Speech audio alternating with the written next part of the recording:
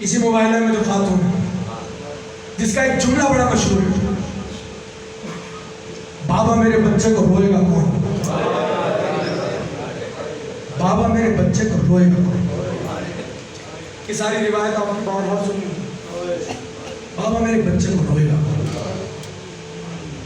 میرا دل چاہتا ہے ایک جملہ آپ کی خدمت میں عرض کروں، مگر اس سے پہلے اپنے ذہن کو ذرا کربلا لے کر چلے، اس لیے کہ کربلا والے کے لیے ہی تو کہہ رہی تھی بابا میرے اس بچے کو روئے گا کون؟ اگر آنکھیں بند کر کے دل و دماغ کو کربلا لے کر جائیں تو مجھے ایسا لگتا ہے کہ روضہ حسین سے آج صدا آ رہی ہے، میری ماں کو آج روئے گا کون؟ کون ہے جو میری ماں کا پرسہ دے گا؟ اس لیے کہ آج حسن اور حسین یتیم ہو رہے ہیں، آج حسن اور حسین کو پرسہ دینا ہے۔ اللہ اکبر، رونے میں شرمائیے گا نہیں، میں زیادہ زحمت دوں گا بھی نہیں آپ کو، مختصراً چند ایک جملے مسائل کے سنیے گا، آنکھوں میں آنسو آ جائیں اور شہزادی راضی ہو جائے۔ کون روئے گا؟ کیوں روئے؟ کیوں روئے؟ مائیں تو سب کی دنیا سے چلی جاتی ہیں، کیوں روئے؟ عجب نہیں کہ حسین پلٹ کر یہ جواب دے، اس لیے کہ مائیں جو دنیا سے جاتی ہیں وہ بچوں کے سامنے تماچے نہیں کھاتی ہیں۔ اللہ اکبر، اگر ہماری ماں کو ہمارے سامنے مارا گیا، مائیں جو دنیا سے چلی جاتی ہیں تو کوئی ماں ایسی دیکھی ہے جو 18 برس میں ضعیفہ ہو گئی ہو؟ مگر ہاں ہماری ماں ہے جو 18 برس میں ضعیفہ ہو گئی ہے۔ کیا کوئی ایسی ماں دیکھی ہے کہ جس کی عمر 18 برس ہو، وہ گھر کے آنگن میں جب چلتی ہو تو کبھی دیواروں کا سہارا لیتی ہو، کبھی عصا کو تھامتی ہو؟ اجرکم علی اللہ، خدا کوئی غم نہ دے آپ کو سوائے غم آل محمد کے۔ آپ رو دیے ہیں، مجلس ہو گئی ہے، 2 جملے صرف سنیے گا، خدا کوئی غم نہ دے آپ کو۔ جن آنکھوں میں آنسو ہے مولانا بقیہ کی بھی زیارت کرائے، مولانا آنسو کے صدقے میں کربلا مولا کی بھی زیارت کرائے۔ کون ہے جو روئے گا؟ اس لیے کہ ایک دن رسول گھر میں داخل ہوئے تو شہزادی رو رہی تھی، رسول خدا آئے نزدیک اور بیٹھ گئے، فرمانے لگے میری لال کیا بات ہے، کیوں روتی ہو؟ بابا میرے شکم میں جو بچہ ہے وہ اکثر ایک صدا دیتا ہے، یا اماہ انا عطشان، اے ماں میں پیاسا ہوں، یا اماہ انا عریان، اے میری ماں میں عریان ہوں، یا اماہ انا مظلوم، اے میری ماں میں بڑا مظلوم ہوں۔ کیسا مظلوم؟ جائیں گے کربلا تو آپ دیکھیں گے دروازے پر لکھا ہوا السلام علیکہ یا قتیل العبرات۔ جانتے اس کا مطلب کیا ہے؟ اس کا مطلب یہ سلام اس پر جسے رلا رلا کر مارا گیا،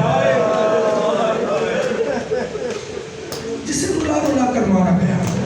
جب اسے ذبح کیا گیا تو بہن 70 قدم کے فاصلے پر تھے اور شمر کا خنجر چل رہا تھا، اور اس کے بعد اسی کی بیٹیوں کو، ان کی بہنوں کو کوفہ اور شام کے بازاروں میں پھرایا گیا۔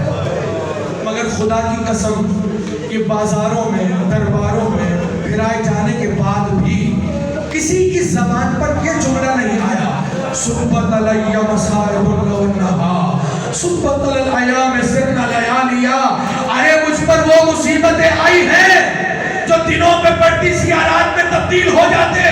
رونے والوں اگر یہ جملہ کہیں آیا تو نبی زادی کے زبان پر آیا۔ ایسی کیا مصیبت آ گئی؟ سنیں گے 2 جملوں میں مصیبت کیا آ گئی؟ ایسی کیا مصیبت آ گئی؟ مصیبت یہ تھی، یاد رکھیں گے میرے یہ نوجوان دوست، مصیبت یہ تھی 300 افراد کا ہجوم ہے، ہائے ہائے، جو علی کے دروازے پر آیا ہے۔ علی نے کسی موقع پر ایک جملہ کہا کہ جب یہ ہجوم میرے گھر پر آیا تو میرے گھر میں اور گھر کے باہر میں کوئی فرق نہیں رہا. اللہ اکبر. میں نے پڑھ دیے سارے مسائل. کہا میرے گھر کی چھت میں اور فرش میں کوئی فرق نہیں رہا. کہا میرے گھر کی دیواروں اور فرش میں کوئی فرق نہیں رہا. اس لیے کہ جب یہ 300 افراد کا ہجوم آیا تو خالی ہاتھ نہیں آیا, آگ اور لکڑیاں بھی لے کر آیا ہے. دھکے مت سنیے گا. اور آ کر کہنے لگے علی کو باہر نکالو ورنہ ہم جلا دیں گے. ایک تفصیلی گفتگو ہوئی, وہ آپ نے سن رکھی. مگر جب شہزادی نے جملہ کہا میں علی کو باہر نہیں بھیجوں گی, خاموشی ہو گئی, سناٹا ہو گیا. لائی گئی لکڑیاں اور آگ کو دروازے پر رکھ دیا گیا. اگر ممکن ہو تو ایک لمحے کے لیے میری طرف دیکھیے گا. یہ دروازہ ہے, یہ اس کا بیرونی حصہ ہے جہاں پر لکڑیاں اور آگ ہے. عرب کے دستور کے مطابق دروازے کے فوراً بعد ایک دیوار ہوتی تھی جس سے گھر کا پردہ رہتا تھا. دیکھ لیا آپ نے. اب جیسے ہی دروازے میں لکڑیاں اور آگ رکھی گئی اور نبی زادی کو یہ اندازہ ہو گیا کہ آنے والوں نے جو کہا ہے شاید یہ ایسا ہی کر دیں, تو آئیں اور دروازے کے پیچھے کھڑی ہو گئے. ایسے کھڑی ہوئی کہ آپ کی پشت پر دیوار ہے اور چہرے کی طرف دروازہ ہے. میں اب اس تفصیل کو بیان کر نہیں پاؤں گا, میرے کلیجے میں اتنی طاقت نہیں ہے. اس طرف دیوار, اس طرف دروازہ, اس طرف آگ. اب جب آگ کے شعلے بلند ہوئے, مجھے معاف کر دیجئے گا اگر کوئی جملہ گرا گزر جائے, آگ کے شعلے جیسے ہی بلند ہوئے نبی زادی نے اپنے دونوں ہاتھوں کو پھیلایا اور دروازے کی چوکھٹوں پر رکھ دیا کہ کہیں کوئی نامحرم گھر میں آ نہ جائے. ایسے میں جانتے ہیں کیا ہوا, ایک ملعون ہے, اس نے اپنا پیر اٹھا کر دروازے پر رکھا اور رکھنے کے بعد جو دروازے کو دبانا چاہا تو ایک مرتبہ چلتا ہوا دروازہ جس کی میخوں نے در و دیوار کو روک رکھا تھا, ارے دیوار سے نکلی اور ایسی تھی کہ سرخ ہو رہی تھی. سرخ سلاخیں فاطمہ کی پسلیوں میں اتر. اجرکم اللہ, مجھے معاف کیجئے گا, سلاخوں کا اترنا تھا, ایک خون کا فوارہ بلند ہوا.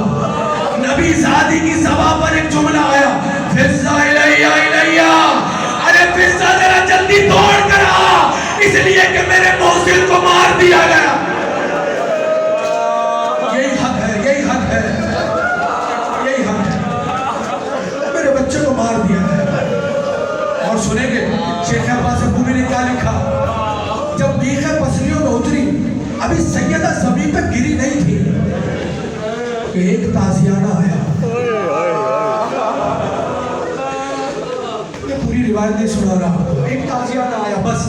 اس کے بعد جانتے کیا ہے, وہ جو شمشیر کا غلاف ہے یا کسی نے لکھا شمشیر کا دستہ, وہ شہزادی کے بازو پر مارا گیا. ایسی شدت سے مارا گیا کہ اس دن کے بعد سے جب تک نبی زادی زندہ رہی تو جب نماز میں قنوت کے لیے ہاتھ اٹھاتی تھی تو ہاتھ اٹھتا نہ تھا. کیا سنا آپ نے, ہاتھ اٹھتا نہ تھا. کسی نے سلمان فارسی سے کہا, سلمان ہم نے سنا دروازے کو جلا دیا تھا. اب جیسے آپ کا دل چاہے سنیے گا, آپ رو چکے, مجلس تو ہو گئی, لیکن چونکہ شب ہے خاص تو اس لیے چاہتا ہوں کہ یہ 2 جملے اور سنا دوں.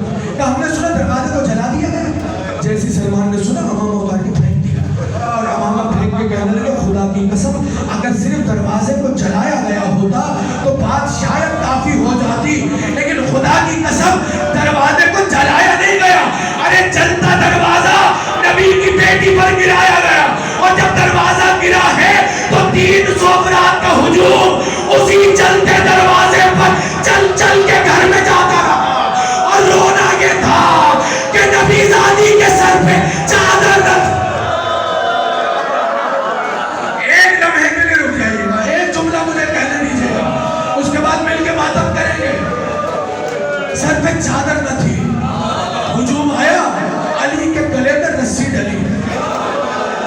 300 افراد کا ہجوم علی کو کھینچ رہا ہے رسی سے.